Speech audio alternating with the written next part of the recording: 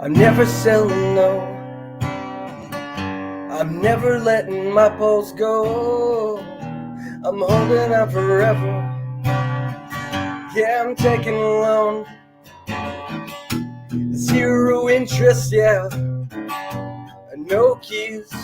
Oh, amazing wealth creation in the liquid loan seas. I'm never selling, no. I'm never letting my pulse go. I'm holding on forever. Yeah, I'm taking a loan. Earn in many ways. Such great financial plays. I'm never selling, no. Oh, oh, oh, oh. I'm never selling, no. I'm never letting my pulse go. I'm holding out forever. Yeah, I'm taking a loan. Community earn fees and no counterparties. I'm never selling, no. I'm never selling, no. Woo! Best intro yet to a Liquid Loans live stream. Jesse the Pit Boss giving it to you real raw on the guitar acoustic. Amazing, amazing. Thanks, Jesse. Thank you for that. How are you doing? Good. How are you? Very, very, very well. So, an exciting week, as always, in crypto, an exciting week at the Liquid Loans headquarters. Lots of things going on behind the scenes. And lots of things. We're wrapping up some final things. It's about to get really exciting, folks. Really exciting. It's about to get really exciting. But before we get into that, let's talk about your song, because although obviously we like it and it's nice to hear that, there's some lyrics in there that have a deeper meaning, right? Yeah, absolutely, absolutely. So of course you hear, I'm never selling, and it takes people a minute to understand what does never selling mean. What do you mean I'm never going to sell? Right? I've told my whole life, my whole adult investment life, that I need to take profits, that I need to, shave off, profits at various different intervals. And that's not the case. That's not the case at all. Because the best thing that you can possibly do once you acquire an appreciating asset, whether that's a home, a business, a basketball team, or a crypto, is to hold on to your best appreciating assets. And if you can hold on to that, you're just keeping that value for years and years and years as it appreciates. You hear the term HODL. HODL means, hold on for dear life. Why would you want to sell something if it just continues to go up and to the right? It doesn't make any sense. So when we tell people never selling, we literally mean grab something that appreciates. That could be Pulse coin. And of course, this protocol is designed for Pulse. Hold on to that asset and hold on to it literally forever. Don't ever sell it. But of course, the protocol allows you to extract value in the form of loans and stuff. All right, so you're never selling. You're never letting it go. There's a verse in here that talks about zero interest, no keys, amazing wealth creation and preservation, community-owned fees, right? So this isn't an organization, a central entity that takes interest and just rakes it in from y'all, that takes fees and like collects it to ourselves. No, there's fees that literally get paid to the other users in the protocol, right? It's completely community driven, zero counterparties. We firmly believe there is no better way to create a stable coin and a lending protocol. I challenge anybody to compare Liquid Loans against anything else. Maker, Compound, Aave, Abracadabra Finance, Celsius. There's probably 25 or 30 different lending protocols. Anchor. Yeah, Anchor. Nearly all of them will charge you interest, Hmm. often 18% or above. Nearly all of them will have all sorts of fees, very high liquidation points, right? So if you were to get liquidated, you lose a lot of money compared to what you were given up front. That's not the case with liquid loans, right? You extract all of the value up front. And just being something that's completely trustless and immutable and community run, and anybody can build a front end, right? So liquid loans is not going to be the only ones that have a front end for you to interface with this code. This is just a beautiful code that runs on the blockchain, that you can interact directly with the blockchain explorer if you know how to do that, or you can go to somebody else's front end and interact with this code. And it's literally designed so you do not have to sell. So you can just extract in the form of stable coins, which also support the network, right? We need, it's valuable to have a stable coin pegged to something like Pulse, $1 worth of Pulse, not pegged to fiat. I want to remind people of that. It's valuable to have a stable coin that runs on a chain, so you can decorrelate from other things, right? So people do get confused. Well, what do you mean this is a stable coin? It's not. Where's the fiat? Well, it's just a unit of measure, right? Your USDL that you mint is pegged to $1 worth of Pulse, right? It's just a simple unit of measure. It could be pegged to a however many ounces of gold worth of Pulse, or however many Ethereum conversion rate compared to Pulse. But because everybody understands dollar, it's pegged to $1 worth of Pulse. But it doesn't mean it's backed by $1, right? So because it's not backed by $1, there's no money transfer licenses. There's no there's no taxpayer dollars that are like wrapped up in fiat inside of a pool somewhere at a central institution. It really removes liquid loans from a lot of that fiat stablecoin drama that we see in the news lately, right? So we're deriving value in the form of loans, minting stablecoins off of the blockchain coin, and that's Pulse coin. And like every day, people are coming into our Telegram and they're understanding, wait a minute, this is quite a bit different than other stable coins. This is different than USDC, USDT. It's different than all the rest of them, to include DAI, because DAI does have collateralized central stable coins such as USDC and Tether and stuff.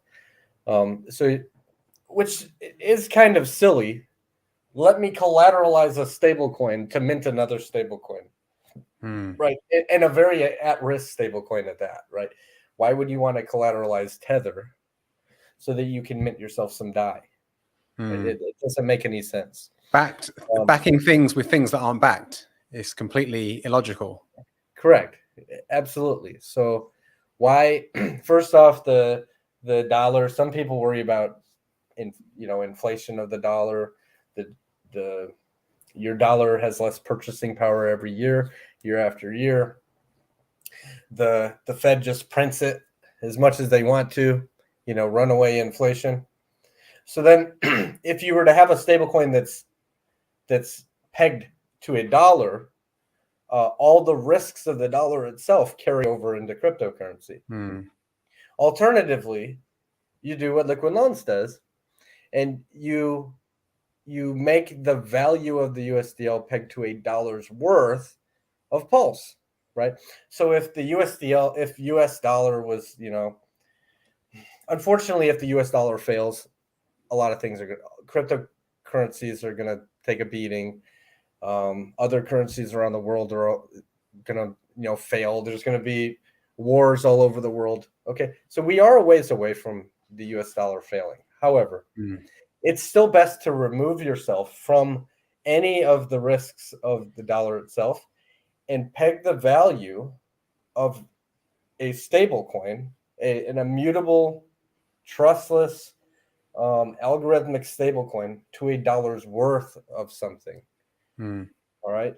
And in that way, the value of Pulse going up really controls how many USDL can come into existence, right? So when you have people taking loans and are minting USDL, and that's introduced in the markets, right? You have whatever the supply is at the beginning.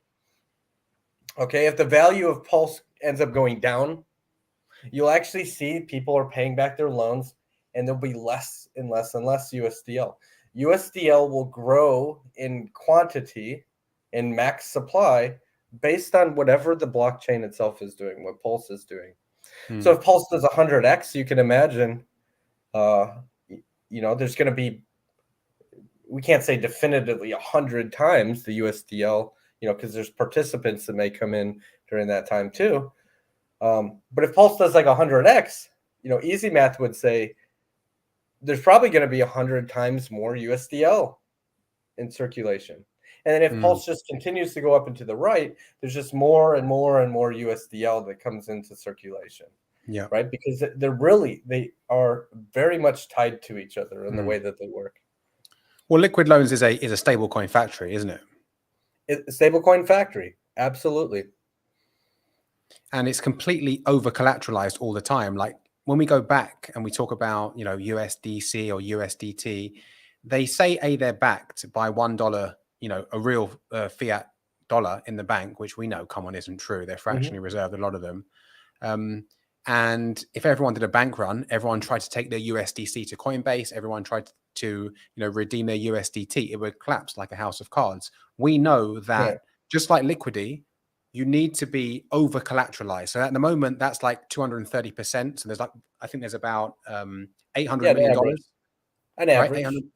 About $800 million in debt and about $2.5 billion in collateral. So it's the complete opposite of that legacy finance kind of what stable coins have done. They've mirrored the legacy finance system on the blockchain, where real DeFi algorithmic stable coins like USDL are the opposite. They're completely over collateralized. Even if everyone wanted to do that, which is not going to happen. How often does everyone want to sell any coin or get out of a protocol at the same time? But even if that happened, it's still redeemable because the total collateral ratio is over collateralized. That's the beautiful thing about it. Right. The only way that the USDL can fail is if the blockchain itself fails. Right. And then we've got bigger problems. Yeah. If Pulse, if Pulse does well, USDL will do well. If the blockchain fails, goes to zero, roll back the chain, a whole bunch of nonsense or whatever, that will trickle over to Liquid Loans and the USDL. But it'll also trickle over to everything on the chain, right? You have to have a successful chain first and foremost. But the way this stablecoin works, it's literally tied to how Pulse performance works. Yeah.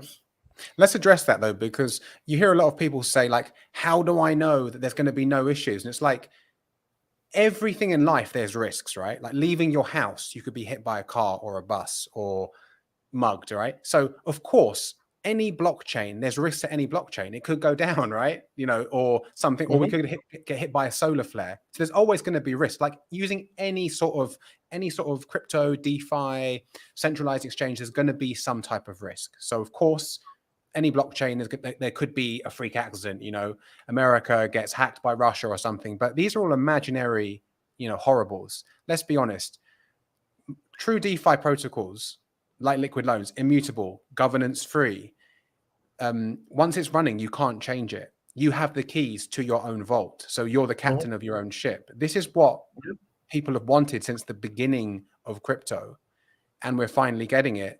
And if people still want to, use Celsius or BlockFi, up to them. But there's a lot of counterparty risk here.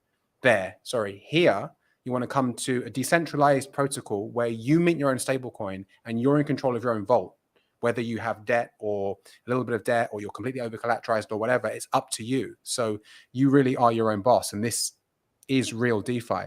There's a question here. Someone's asked, algorithmic stablecoins we like, is liquid loans deflationary? I guess they're asking, is the loan token deflationary?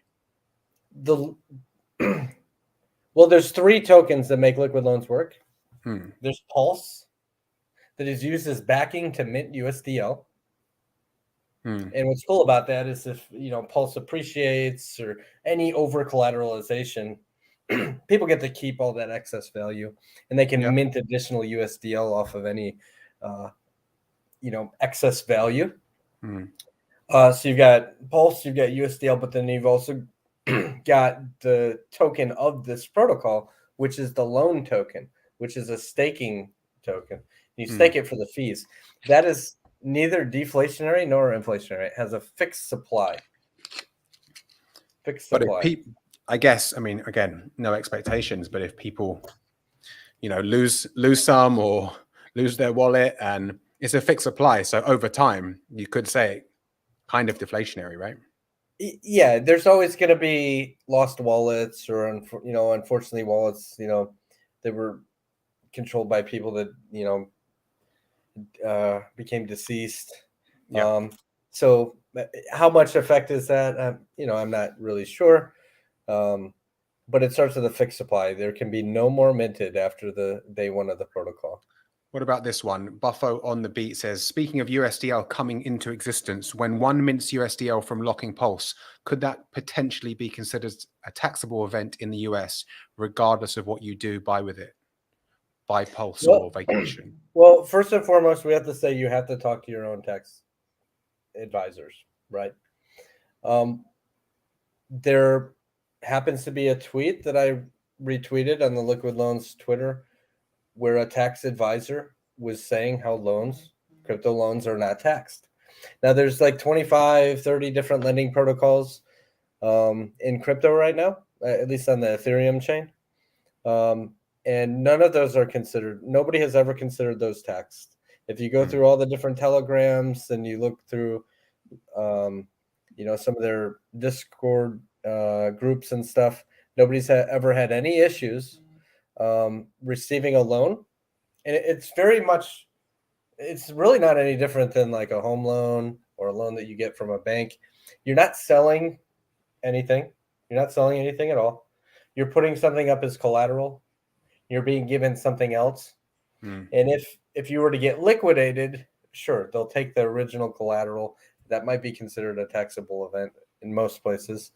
But you've never sold, right? So there's no gains, there's no losses. Now, some people say, well, what happens with the USDL if I swap that? Well, if you swap $1 worth of something for $1 worth of something else, there's no capital gains.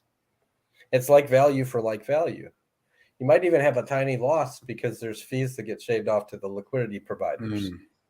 Okay, so just take all that into consideration.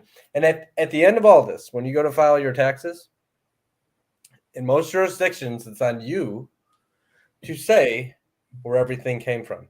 So if you use something like Coin Tracker and you're tracking your wallet addresses and exchange activity and stuff, and you see the line that says USDL, it's literally on you to say what's your cost basis and did you have any gains or losses. You could keep that on there, and you could put 0 gains, 0 losses, right? You could also potentially omit it. Now you have to talk to your tax advisor. But if I go get a loan from a bank, I don't put that on my taxes. If I get a loan from an immutable contract on the blockchain, do you omit that? Right? It's literally a loan. If you swipe your credit card, do you put that on your taxes? No, you don't. Right? So these are all choices you'll have to make. But crypto loans have been around for 2 years. Nobody's had any issues. It literally is a loan with backed collateral. Yeah, I mean, obviously check with your jurisdiction, but as we said, most jurisdictions in the world, you're not taxed on a loan, whether that's from, you know, an equity loan, credit card, you know, non-collateral backed loan. So what you do with it, especially like Jesse just said, if you're swapping USDL into USDC and stuff, there might even be slippage and fees. So there'll be a little bit of a loss there anyway. Here's another one, which is quite a fitting question for the time that we're at. When can we expect the liquid loan sacrifice to begin? Less than days away. Very, very soon. How about this one? What tokens will be expected for the liquid loans sacrifice? Well, the options for points would be stable coins on the Ethereum chain or the Binance Smart Chain. Okay. You're welcome to sacrifice whatever you want. But if you're looking to keep tally of points, it's going to have to be stable coins from the ETH chain or Binance Smart Chain. Okay. So make sure, guys, whatever you're sacrificing, that you do it on the right chain, because we want everyone to sacrifice properly, and obviously double check the address when the sack actually does go live. Here's another one. If I stake loan, I earn fees. What percent is Pulse and USDL? Will it be 50% Pulse and 50% USDL? No, not exactly. So the majority of what you'll be getting would be USDL. Okay, so whenever somebody takes out a loan, they mint themselves some stablecoin, and typically 0.5% of what they mint doesn't even land in their wallet. It goes to the stakers. It goes in the staking pool. Okay, now that fee fluctuates all the way up to 5%. But in most, if it's a stable market, not super volatile, what you'll see is it's typically just going to hover around 0.5% of USDL. Now, during more volatile times, when Pulse is super volatile, or when people are dumping a bunch of USDL, trying to get out, right? What you'll see is there's a number of redemptions that occur. A redemption is when somebody, instead of swapping their USDL on a DEX, which is the cheapest way to go, by the way. If you want to swap for Pulse or swap for Hex or Link or whatever you want, it's typically going to be cheaper to go straight to a DEX and swap. But there are times where it's advantageous to instead directly redeem inside of the protocol. All USDL is directly redeemable. You can come straight into the protocol, put some USDL in, which will end up burning, and it will retrieve from the lowest collateralized vault for you a dollar's worth of Pulse for each USDL that you put in. But it's usually more expensive to do that than to just go to a DEX and do it. But you need that mechanism in place. It actually helps the stability of the protocol. It ensures that all the USDL has backing. That you can. So unlike other coins, like you can literally get every single USDL out. Everybody could sell or redeem, and every single one of those would be redeemable. Which you don't see anywhere else. You don't see that anywhere else in crypto. Typically, with stable coins, you do. But anyway, when somebody does a direct redemption, they're redeeming for Pulse, and a portion of that Pulse never hits their wallet and instead goes to the stakers. So you can assume that as a staker, you'll be collecting a lot more stablecoin as a staker of the loan token than you will of Pulse. And that's because more people are going to be opening vaults than redeeming Pulse, basically. Correct. Yeah. Because it's literally cheaper just to go swap your USDL than to redeem for USDL. There's times where that's not the case if it's super volatile. But usually people are going to be opening vaults more than there's going to be redemptions that are occurring. Sure.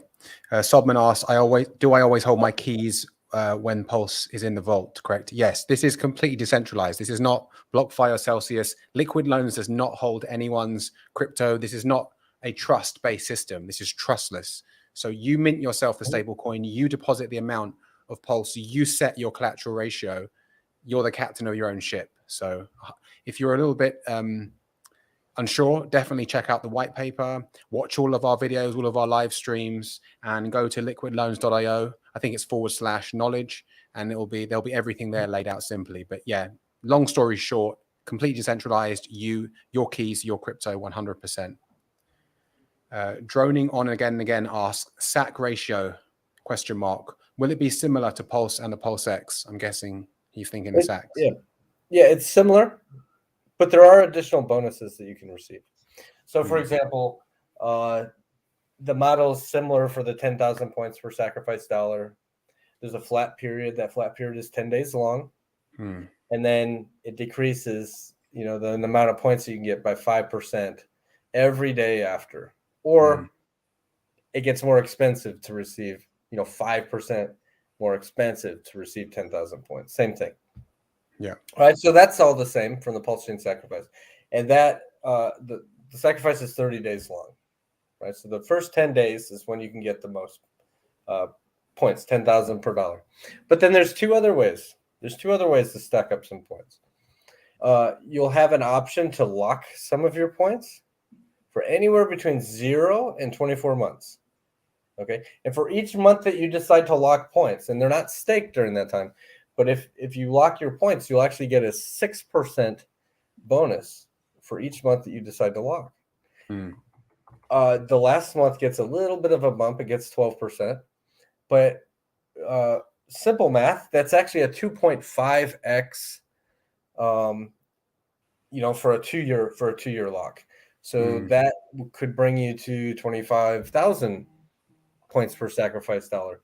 But then there's also the bigger pays better, right? So just like Pulse Chain sacrifice, you have 1x all the way out to 2.5x. The biggest of the biggest whale, he's going to have his range. He's going to be around 2.8 or 2.48, 2.49, somewhere in there. Okay. You're going to fall in line somewhere compared to all the other wallets. You're going to have your range between 1 and 2.5x. So really, the amount you could get could be as high as, 30,000, 40,000, 50,000 points per sacrifice dollar, depending on the choices and the size that you come in. And just to make it clear, how do people, when they sacrifice, how do they let the sacrifice wallet know how long they want to lock for? Yeah, so people need to pay very close attention to the sacrifice.io. It says in there how this is done. When you send stable coins for a sacrifice, the quantity after the decimal dictates how long you would like your points locked for, right?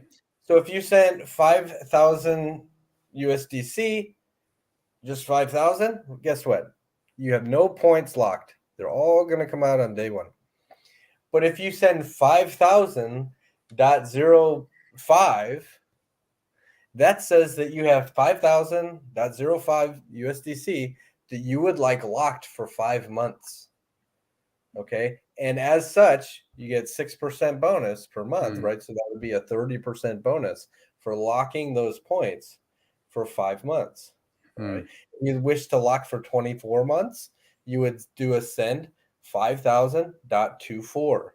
And that says, okay, this guy wants his points locked for 24 months. So he gets a 2.5x bonus on all those points. So everyone watching this, you need to go to the sacrifice.io, which is on the screen right now, just to make sure that you're aware of what you're sacrificing for, you support the cause, how to sacrifice properly when we go live. But still, go there now so you become familiarized with the whole sacrifice and how to sacrifice for the time lock. Alan Thick has an important question for Jesse. If I put USDL in the stability pool, can you sing Purple Rain, but instead of purple and rain, you sing liquid and loans? Possibly. So, Alan Thick, I didn't skip your question. I got it. So let's go to Pulse Baby. First, he says, love the studio, Matt. Thank you very much. I appreciate it. He's also asking, for how long will the sacrifice be? It will be for 30 days. And will there be a bonding curve? Yeah, so there's a 10-day flat period, and then the rate, it gets more expensive every day after that. Crypto Truth 365 asks, what day will the sacrifice coins be in the wallet? Yeah, so when the protocol goes live, if you're to receive any coins, they're going to be on day one of the protocol.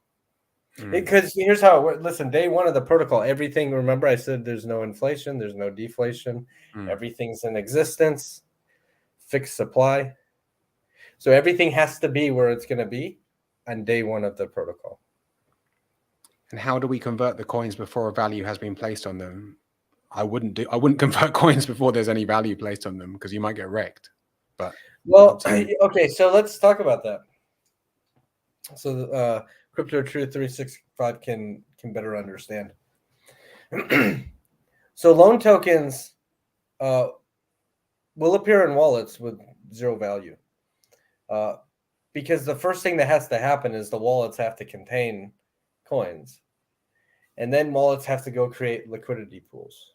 So when these things are out there, like there's not going to be a liquidity pool initially for loan token. The community is welcome to go create a liquidity pool, but you're literally getting tokens at zero value, right? It is important to get things at zero value for tax purposes. So it, like, something doesn't land in your wallet and it's like, oh my gosh, I immediately have to, scrounge up all the money to pay the taxes on the stuff that just landed in my wallet, right?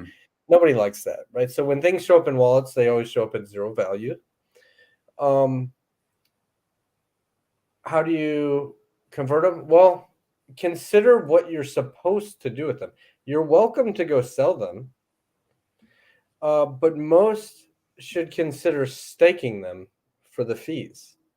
If you haven't seen what the rates are for staking over on Liquidity, like there's an average right now of like 209% for staking the staking token. That's an average.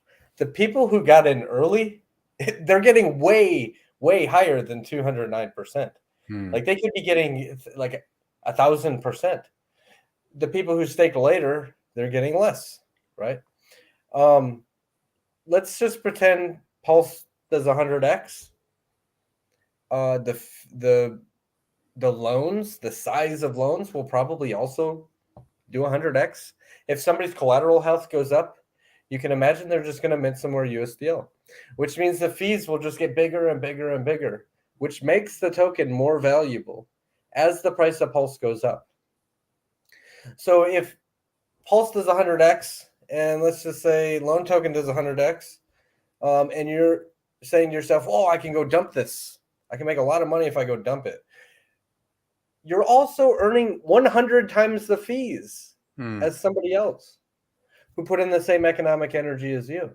So you really have to ask yourself, would you rather have 100 times the fees as the other guy, or would you rather just dump on everybody's head for some quick gains, right? Those fees, remember, are lifetime. And if Pulse continues to go up in price and those fees just continue to get bigger and bigger and bigger, and you are an early participant, an early staker, it's literally like a T-share that never expires. Why would you sell that? Why if would you had the sell option to get your hands on thousands of T-shares, if I were to compare this to Hex, if you had the option to get your hands on thousands and thousands of T-shares for a good rate and literally never have to give them away, why would you, like, you would never sell those? You'd be collecting, and in that case, you'd be collecting Hex forever, right? This is very similar, only you'll be collecting USDL forever. So think very carefully if you'd like to sell those things or stake them. It goes back to the mindset that I think people need to really, get their mind into, which is delayed gratification, diamond hand, long-term holding. And as Richard Hart says, every type of self-development and self-improvement comes down to delayed gratification. Yes, you can get a 2x or a 3x or a 4x, but is that going to change your life?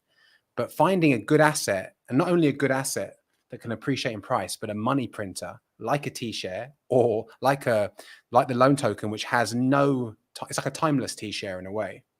Yeah. You can be collecting all the fees in the system. Every time somebody comes in and mints a new loan, you own a part of that central bank in a way by having the loan token, and you're going to get a part of those fees. You've become the bank. Exactly. Let's answer. Oh, thanks, Taylor7. That's a very kind comment. Before we get into that, please sing the Never Selling song, Matt and Jesse duo. We'll close out with that, actually. Jesse, you up for it? We'll do a duo.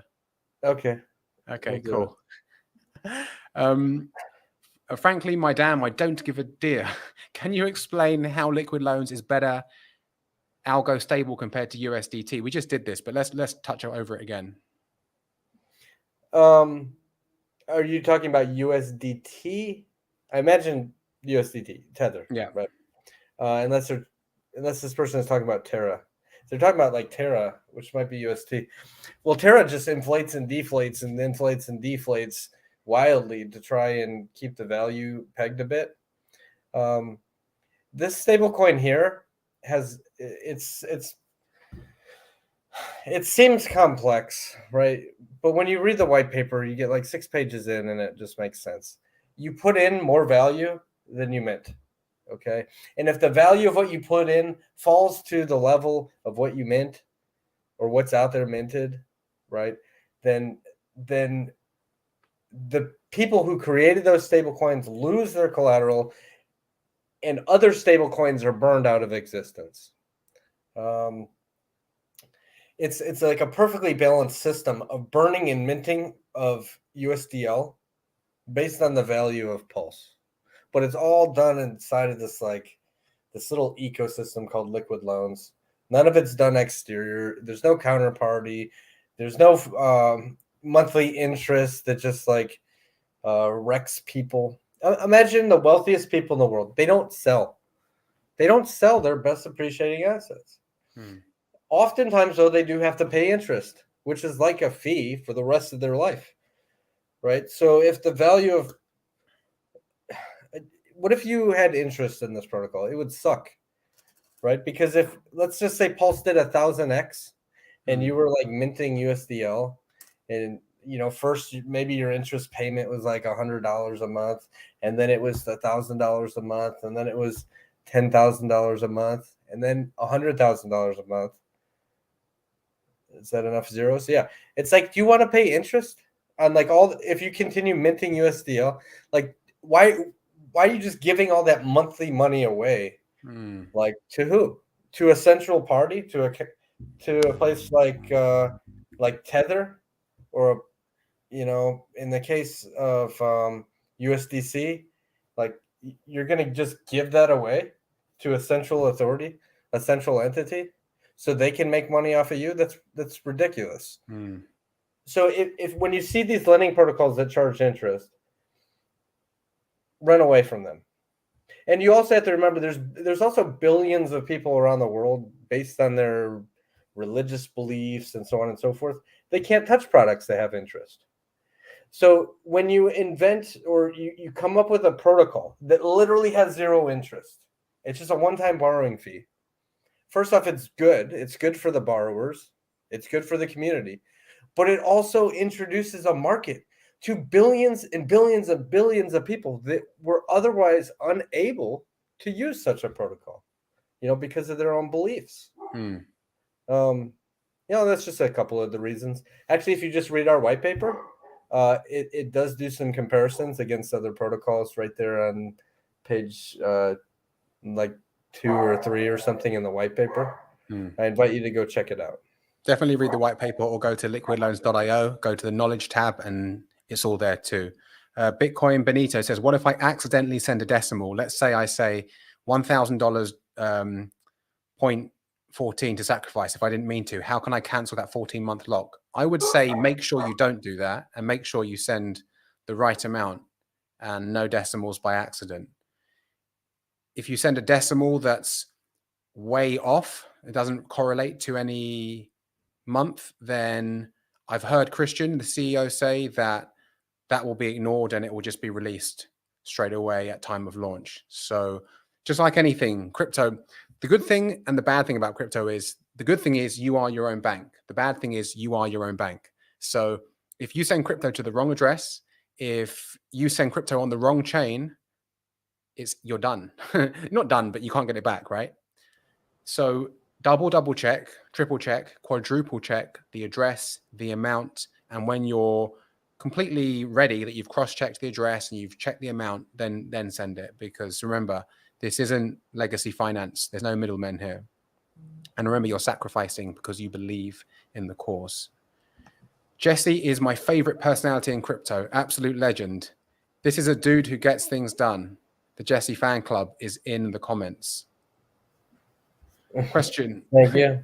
Can you give one example of taking collateral and when exactly you get liquidated, if it ever happens, on a 110,000 loan example? Jesse's rugged us. Okay. Hold on. Well, okay. I know you can still hear me. I can still hear you. The camera quality is about to go down though. No problem. Right. So when you say 110K loan example, I'm guessing they're talking about 110% or $110,000? I guess $110,000 loan. Well, yes. Okay. So let's go through that. Don't add the weird 10%. There were $10,000. Let's just go with 100. So let's say you want $100,000 loan. Well, you can put in $200,000 if you want, right? So you've got $200,000 worth of pulse in a vault. You've got $100,000 worth of USDL that you've minted. Now, if the value of that pulse that you put in the vault stays sideways, you're good to go. You're good to go. You can actually withdraw some of that excess collateral. You can mint additional USDL off of it. You can add collateral. You can do whatever you want. You can pay back some of your loan.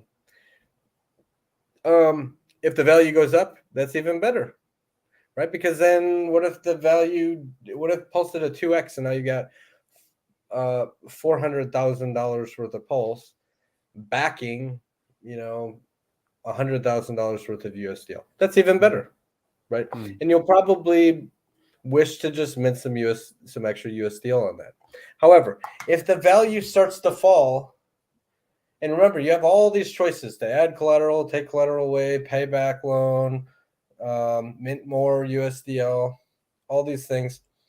But if the value of what you put in falls, and that $200,000 worth of Pulse you put in is worth $180,000, and then it's worth $160,000, $150,000, $140,000.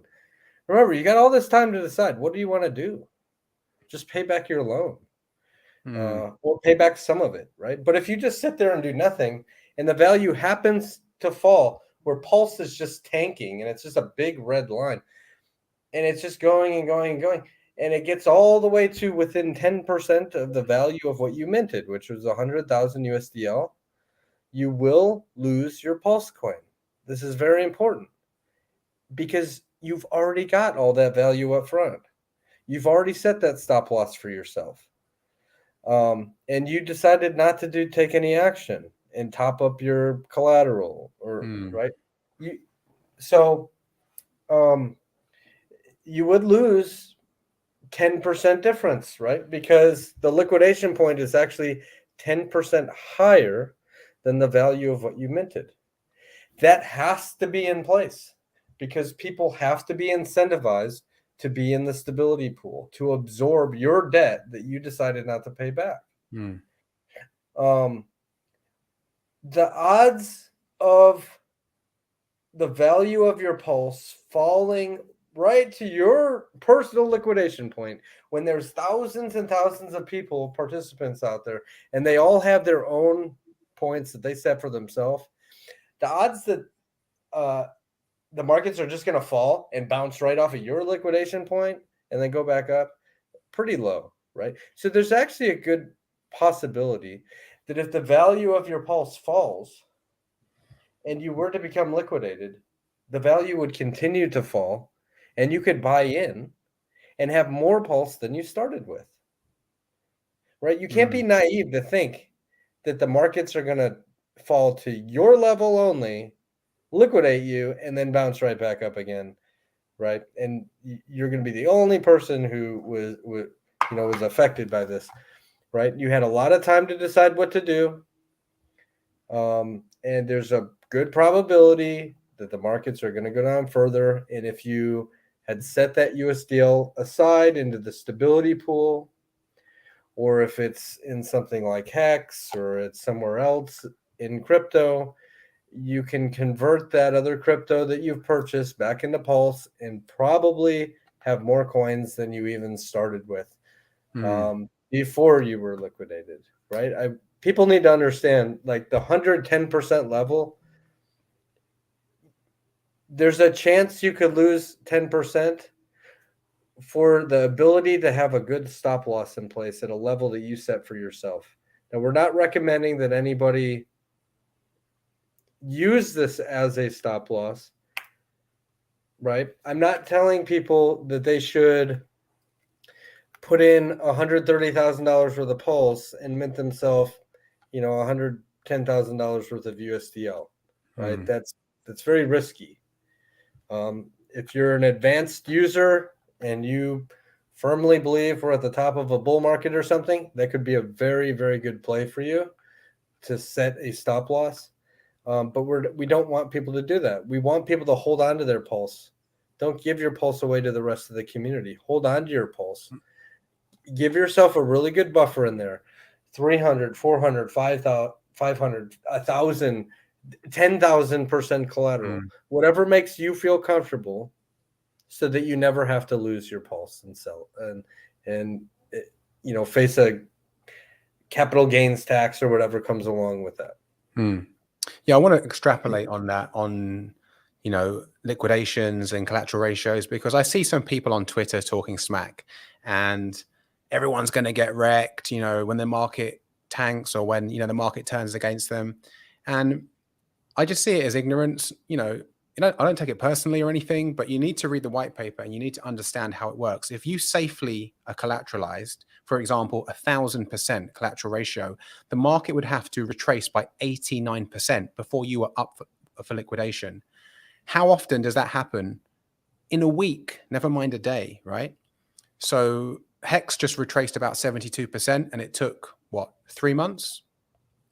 Yeah. When you see the market turning against you, you've got some options. You can pay back some of your debt, your loan, or you can add some more collateral. So you should always be keeping an eye on the market, not stressing about it and checking it every 5 seconds, but keeping an eye on the market and staying safely collateralized. If you're over 150% collateralized, you're never going to be liquidated, even if the whole system goes into recovery mode, which is very, very rare anyway. But of course, we advise you to be like Jesse said, 300, 500, 1,000%, 10,000%. We don't want anyone getting liquidated. But there are some advanced plays where you might want to use it as a stop loss. But for anyone coming in and just wanting to use their Pulse as collateral, safely over collateralize. And if you see the market turning against you, then you have some options to pay back some loan or add some more collateral. Another question here is, so USDL is the incentive token and it's speculative? No, absolutely not. It's worth $1. It's always worth $1 worth of Pulse. That is the stable coin. That's the stable coin of the system. Yeah. There is a token called the loan token, which you could say is speculative, but it's very much tied to how it works with whatever happens with the value of Pulse. Right? So it's just as speculative as Pulse itself. But Buffo on the beat says 1,000% collateral doesn't feel degen-y enough. Listen, up to you what you want to do. We just want everyone to be responsible. We want everyone to use the system properly and hold on to their Pulse if that's what they want to do. But if you want to be degen-y, if you want to, we're all adults here, but we want to give everyone the facts by having the white paper online. Go to liquidloans.io, go to that knowledge base. Everything you need to know about the system is there. And it's more than just a borrowing and lending protocol. I heard Abra talk about this on the Rags to Riches AMA that you guys had recently. And when Brandon asked, what's the safest way to use liquid loans, Abra actually said the safest way to use the protocol is just participate in the stability pool or participate as a loan staker. So you can really choose what you want to do. You don't even have to get a loan. You could just provide stability and collect liquidated pulse that gets distributed amongst the stability pool, and get the incentive token, which is the loan token, and then stick that in the staking pool. So there's many ways to use the system. And Right. if you want to live on the edge, up to you. But you can play very safe. Sorry, Jesse, go ahead. All right. So let's cover some key points about liquid loans. Liquid loans has algorithmic governance, not human governance. What do I mean by that? There's no governance token where people can come in and vote and change how it works and alter the system. Oftentimes that doesn't work. Human governance doesn't always work because there's often a central few people who have all the governance tokens who can make all the decisions. And at the end of the day, there's still a team that has to have keys to go in and change the code to whatever the people voted for the code to be changed to, right? So there's risk involved even with governance tokens and things that use a governance system. There's just no governance token. You can't change it. Once it's out there, it just runs. All right. So we call that algorithmic governance. This protocol uses single collateral versus multi-collateral. People often ask us, well, why can't we put in link? Or how come we can't put PulseX in this collateral? How come I can't do this or can't do that? You really have to understand, well, what's different about this and other protocols. So there's some protocols like Aave where you could be a lender. You can put in a coin. You can put in link and get a really crap rate, by the way. You'll get paid like 1.5% a year, which is pathetic. But then somebody else can borrow out of that pool and they can charge, they can pay like an 18% interest rate.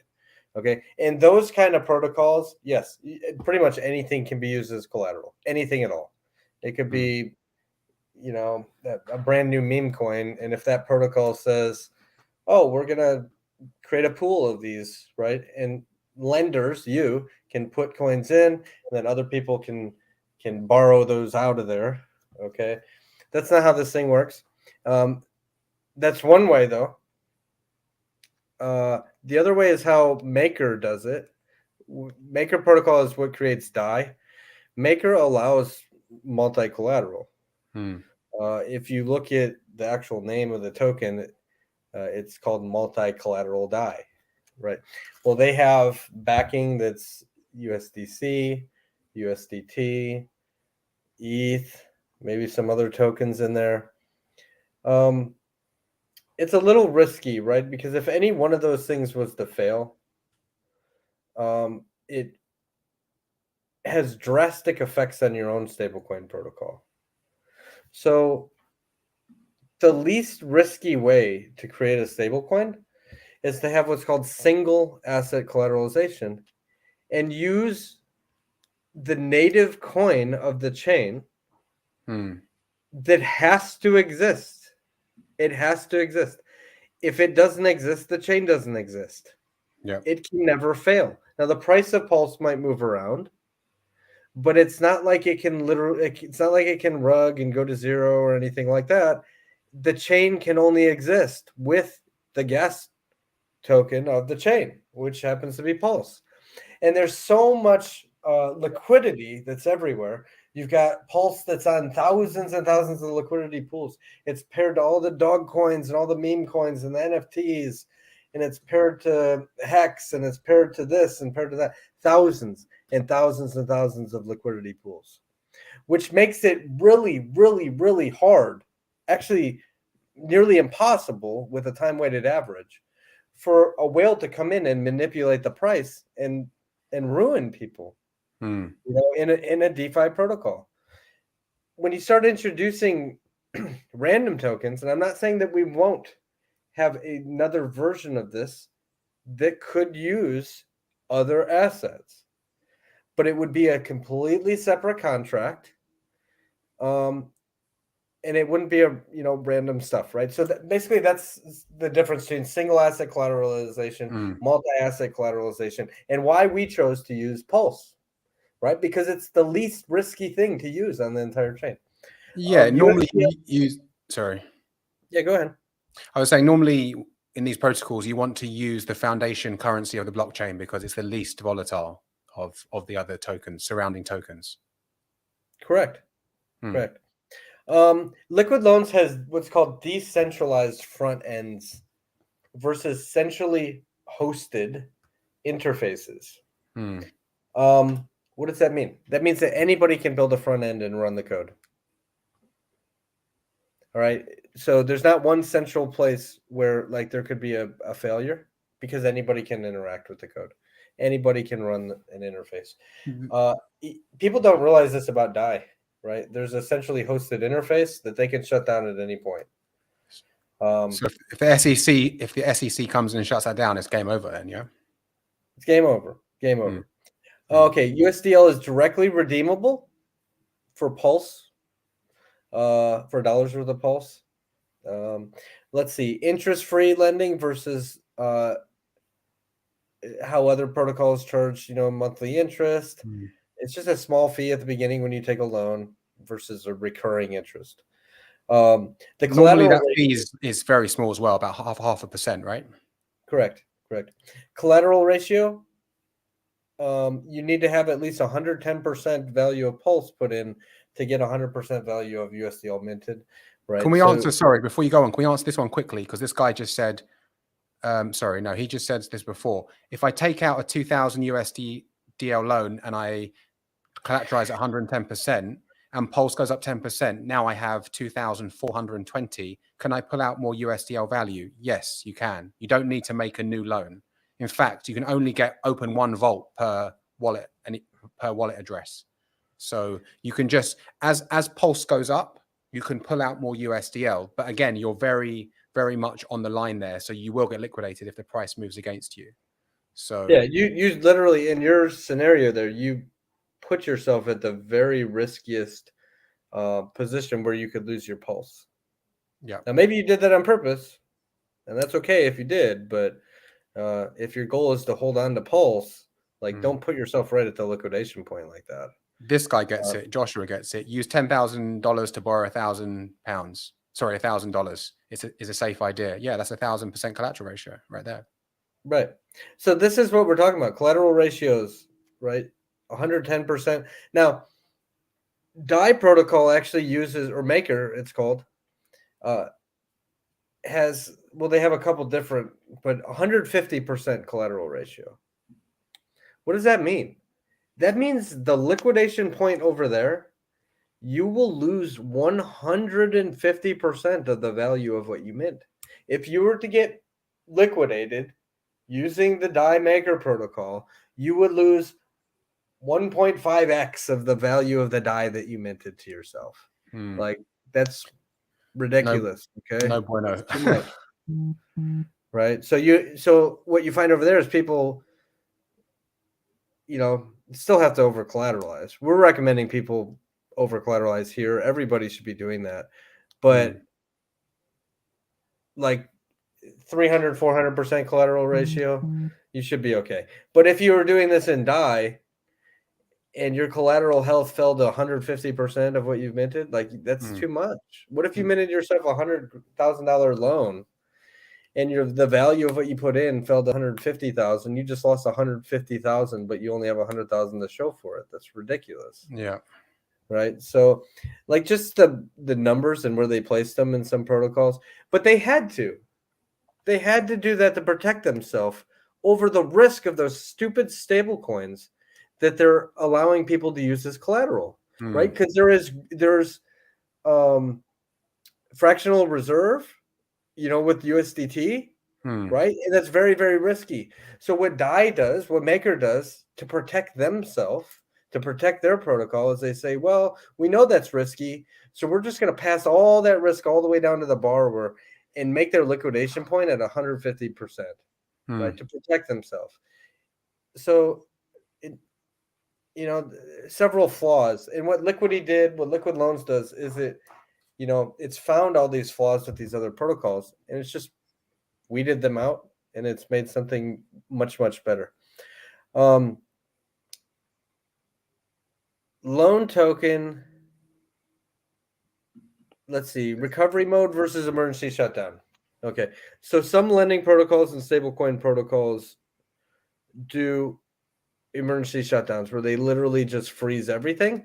They shut down the front end. It goes dark for a while. You can't interface with it. They wait for ETH prices to recover. Then they flip the switch and they turn it back on. Okay, that's an emergency shutdown.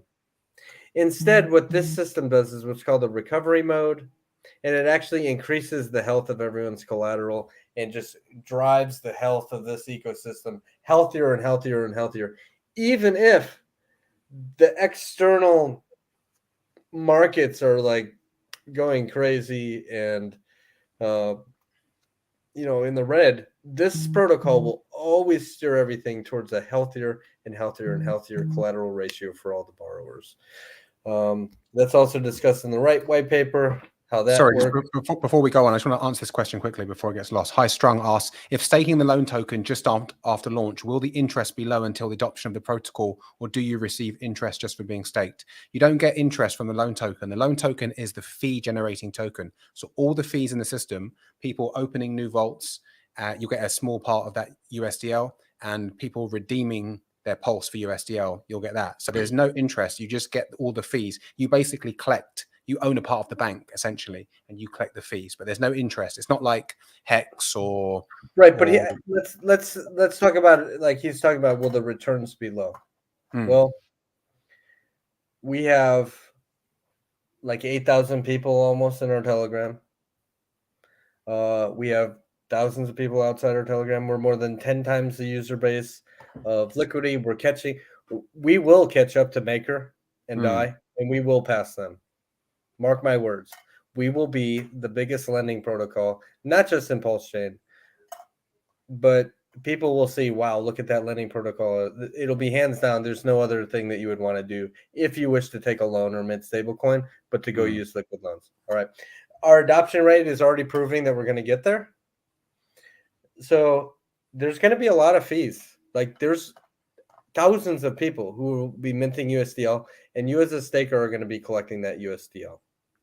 Yep. Now, as the value of Pulse goes up, that's only going to go up and up and up.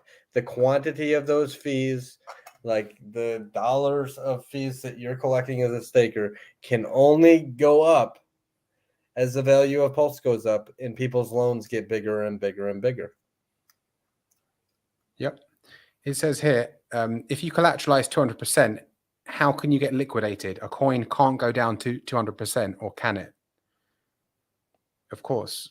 The collateral ratio doesn't, just because you're collateralized at 200%, if the market dips low enough, you can still get liquidated. So think of it differently, right? Again, this is discussed in the white paper. But if you're collateralized at 200%, that means you have 2x, 2 times the value of what you've minted. Simply put, if the value of what you have in as collateral falls all the way to the value you already have and have spent or doing things with in the form of USDL, with a little 10% buffer, you would lose your pulse, right? So 200%. We have a chart actually how the percentages line up with like 200%. What would it take for the markets to drop a certain percent to hit various liquidation points? We have a chart over in the Telegram. I think Hexacat might be able to pull it up and post it in the there's an Excel spreadsheet, and you can put in how much you want to borrow, how much collateral you want to put in, and then it will tell you exactly the percentages and how much it would drop. So if you go over to the Liquid Loans Telegram channel, Liquid Loans /t.me, t.me /liquid loans, it'll be in the pinned messages. So we've been going for about an hour and 5 minutes. We're going to wrap it up soon. Anything else, Jesse, that you want to talk on before we call it a day? Yeah, somebody says, will there be official Liquid Loans videos on how to sacrifice, how to ladder receiving loan over time? Well, remember, they're two separate things. You're sacrificing for no expectations and nothing in return, right? Having said that, I mean, you can't get points with the hope that those, turn into something, manifest into something on the pulse chain. So remember what you're sacrificing for, first off. But will there be a video? Yes. We're actually going to be filming a video very, very, very soon. And make sure you go to the sacrifice.io and read the instructions carefully. It actually talks about how to do that lock that you're talking about. And Frankie says, maybe you already talked about this, how the sacrifice phase work. As Jesse said, everyone, please go to thesacrifice.io for all the information on that. So I think that's pretty much it, man. Should we close out with a song? Everyone wants a song. Yeah, are our voices going to be synced? We're gonna do a duo. Hopefully, man. I'm gonna try. I'm not as a good singer as you. I'm never selling no. I'm never letting my balls go. I'm holding up forever. Yeah, I'm taking a loan. Oh. 0 interest, yeah. No keys. Amazing wealth creation in the liquid loan fees. I'm never selling no. I'm never letting my balls go. I'm holding up forever. Yeah, I'm taking a loan. Wow, we need a recording deal. If anyone is part of a record label, we need a recording deal because we are #never selling. Guys, we are super, super close to the sacrifice. We're talking days, not weeks anymore. So my advice, and I'm sure Jesse's on the same page as me, get locked and loaded. Is that right, Jesse? Get locked and loaded. We are less than days away. That can only mean like one thing, I think, though, right? So get ready.